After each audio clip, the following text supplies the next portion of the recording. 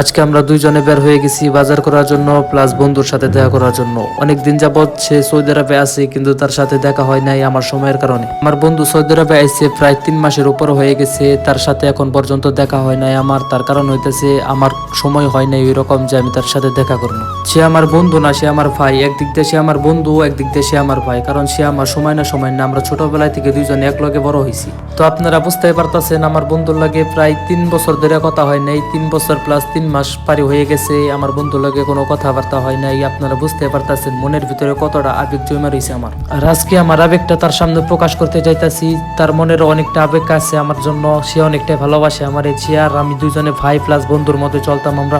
আপনারা বুঝতে পারতেছেন একজন মানুষের লগে যদি 3.5 বছর পর্যন্ত কোনো কথাবার্তা না হয় তাহলে কিন্তু খুব বেশি একটা আবেগ জমে পড়ে আমাদের মাঝে। আর আমরা দুইজনে মিলে কিন্তু দুইজনের আবেগ প্রকাশ করতে যাইতেছি। আর সব থেকে বড় কথা হইতেছে আমরা যে ড্রাইভারটা নিয়ে গেছিলাম, ড্রাইভারটা কিন্তু অনেক মজার ছিল, অনেক ফানি কথা বলতো, আমাদের অনেক ভালোবাসতো। আর বিদেশের মাটিতে কিন্তু অনেক মজার মানুষ হয় আজনবীরা, যেমন পাকিস্তানি, ইন্ডিয়ান, ইয়ামানি, সবাই কিন্তু অনেক মজার মানুষ হয়ে থাকি, বাংলাদেশি সহ। আর একটা কথা বলতে আপনাদের ভুলে গেছি, সৌদি আরবের মাটিতে কিন্তু সৌদিরা কখনো ভালো থাকে না। তারা সবসময় ডাকাতি, চুরি, বাটপারি নিয়ে সবসময় ব্যস্ত থাকে। বুঝেনি তো, সৌদি আরবের যারা সৌদি নাগরিক আছে তারাই তো এই দেশে রাজনীতি করে, তাছাড়া তো বাড়তি কেউ রাজনীতি করতে পারে না। বাংলাদেশি, ইয়ামানি, পাকিস্তানি এরা তো কেউ কোনো কিছু বলতে পারে না। আর সৌদি আরবের মাটিতে যদি কোনো সমস্যা হয় তাহলে সৌদি নাগরিকদের না বললে সৌদি পুলিশরা বলেন যে কোনো সমস্যার সমাধানের জন্য পুলিশই যথেষ্ট। আর এদিকে দেখতে দেখতে কিন্তু প্রায় 6টা বেজে গেছে। আর আমার বন্ধুর সাথে দেখা করার কথা ছিল আমার 4টার দিক দিয়ে। তো গাইস যাই হোক, আজকে কিন্তু অনেকটাই লেট করে ফেলাইছি। আর আজকের ভিউটা কিন্তু অসাধারণ ছিল। আর আজকের ভিউটা কিন্তু আপনাদের দেখাইতে পারতাম, কারণ 6টা বেজে গেছে,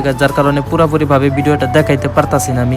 আবার এই সাইডে কিন্তু রেড সিগন্যালে এসে আমরা দাঁড়িয়ে পড়ছি। আমরা যদি এই জায়গায় না দাঁড়াই, না ওয়েট করি, তাহলে কিন্তু সামনের পুলিশের গাড়ি এটাই কিন্তু আমাদের মামলা দিয়ে দিবে। এরা কিন্তু সিভিল ডিসের কাজ করে। তো গাইস যাই হোক, দেখতে দেখতে কিন্তু আমরা অনেক দূর পর্যন্ত আগায় পড়ছি। এই জায়গায় থেকে আর 10 মিনিট গাড়ি চালিয়ে গেলে তাইলে কিন্তু আমার বন্ধুর সাথে আমি দেখা পাবো।